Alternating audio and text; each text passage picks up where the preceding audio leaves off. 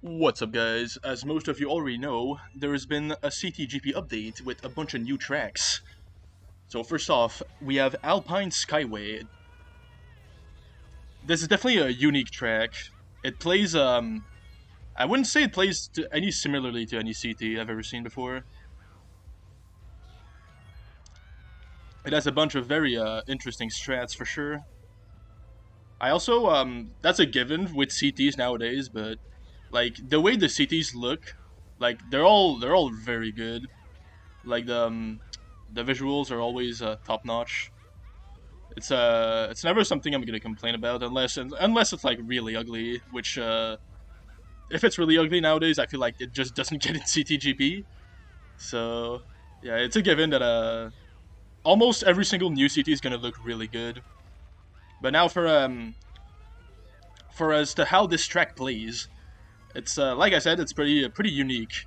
Like those half pipes at the end, I actually really enjoy. I feel like you could do some crazy shit with that. The way to optimize both tricks.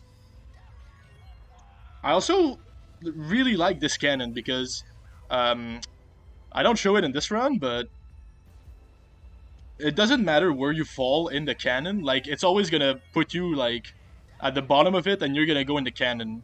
Like there's no out of bounds. I don't think, not that I'm aware of. Like you could trick like far right, and there's like an invisible wall that drags you all the way in the cannon. I think that's pretty cool.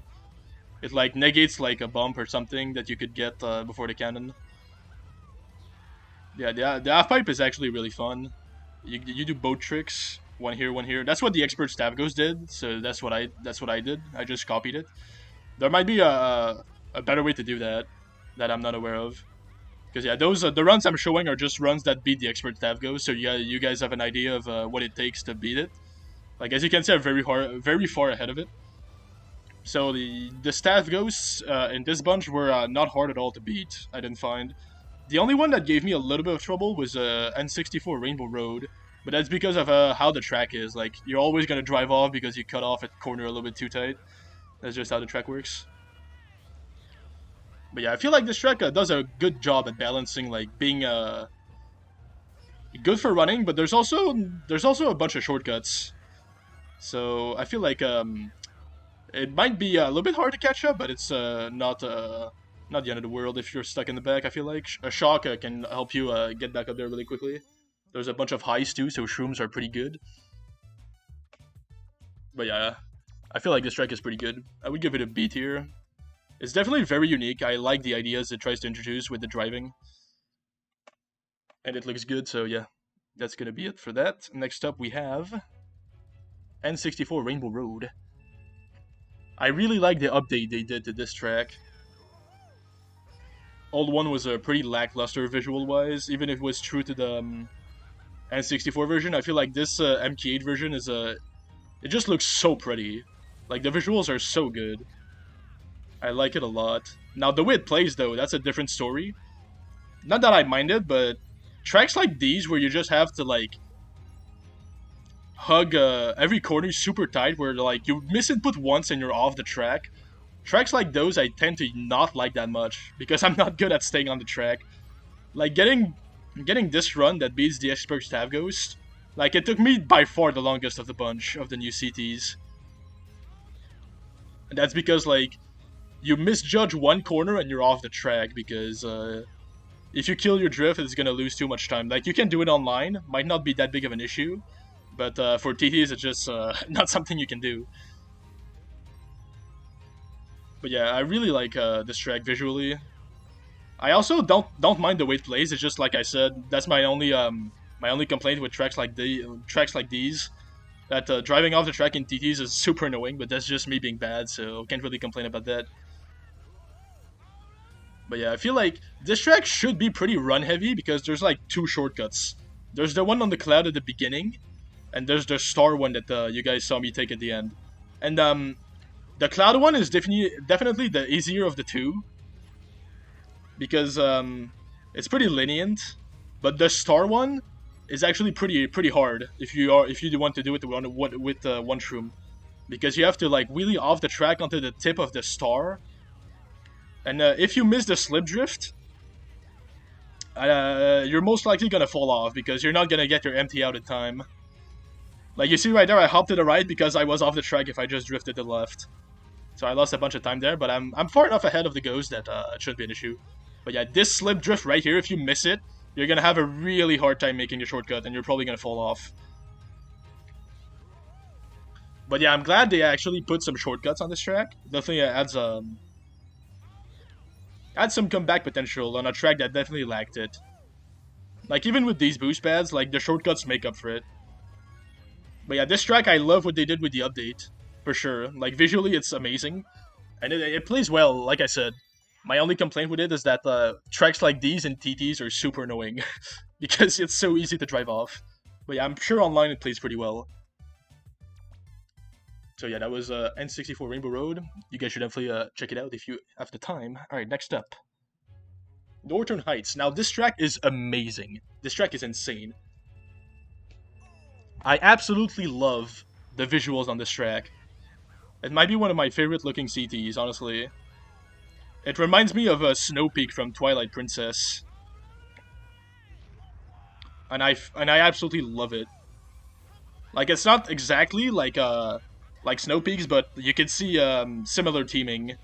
And honestly, I think that's amazing. I love Snow Peak and I love Twilight Princess, so a track that reminds me of it is definitely something I can get behind. But yeah, visually this is stunning. Like the lightning in the background has no right looking that good, if I'm being honest. The road is good. The snow particle effects are really good. The only thing that seems kind of out of place are those trees. They're like two-dimensional. It's pretty whack.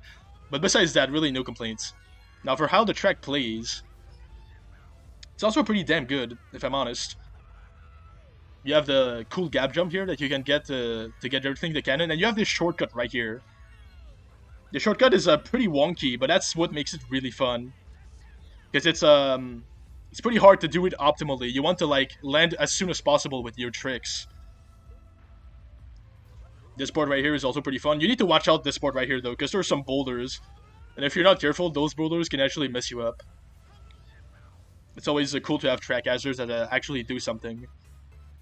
For TTs, it might not be that good because, you know, pace locks and all that, but for online, I feel like that's a good thing. It's always funny when some guy hits boulder in first. You know what I'm saying? But yeah, this track, I have absolutely zero complaints. The only thing I could see that is not that good is this shortcut right here is saves a lot of time, and it's probably pretty easy to block with like one fib or one banana. This gap jump right here I have no issues with because it's very lenient and there's multiple methods to do it. Like you can do it from multiple alignments, so I don't think it's an issue. But yeah, this track, I personally am in love. I'm probably definitely gonna play this more. It's super, super good visually, and it also plays amazing. It's really fun to drive. Definitely one of the brighter spots in the pack right now, I would say. All right, next up, the last track is Yoshi Valley, I think. Yes, sir. So yeah, another N64 track they remade in the MK8 style. And honestly, I'm a pretty big fan of the MK8 style, so I can get behind that. Like this track definitely needed a visual update. The old one, like, it drove fine. It had some pretty wacky stuff too. But like visually, it was fucking terrible. Let's be honest. My main complaint about this track is that they kept the gap jump here. I wish they removed that. I feel like it just saves way too much time for how easy it is. And like you put one fib and like it's just such a big advantage for first and top spots. Luckily, the shortcut at the end does save a pretty good amount with a single shroom. So it's probably not the end of the world if you want to catch up on this track. Also, obviously, Shock's gonna deny the shroomless shortcut right here from top spots. So since it's pretty good to keep top spots from doing that shortcut, I feel like Shock game is gonna revolve around a lot around that shortcut in particular. Like honestly, it probably doesn't matter if you have to dodge 4 people to deny top spots taking the cut. It should still be worth it because if you let them take it, Honestly, it's not as bad as Grumble Rock, but honestly, yeah, it's as bad as Grumble Rock because you can do it. You can do this shit shroomless. It's very bad, and it's also pretty easy. Probably pretty easy to block with like one fib or banana. So yeah, that's my only complaint with this track. I wish they took the cut out, but the visual overhaul is amazing. I love the way this looks. It's like a modern custom track look. I like it a lot, and it drives really well too. My only complaint is, like I said, I wish they took out the gap cut, but I guess it was in the old version, so people would complain if they took it out. But yeah, as you guys can see, also those expert stab ghosts are actually pretty easy to beat. All you need to do is know the strats, and you're pretty golden. So yeah, guys, those are my thoughts on the new CTs. Catch you in the next video. Goodbye. Make sure to subscribe. Subscribe, please. Thank you. Goodbye. Love you guys.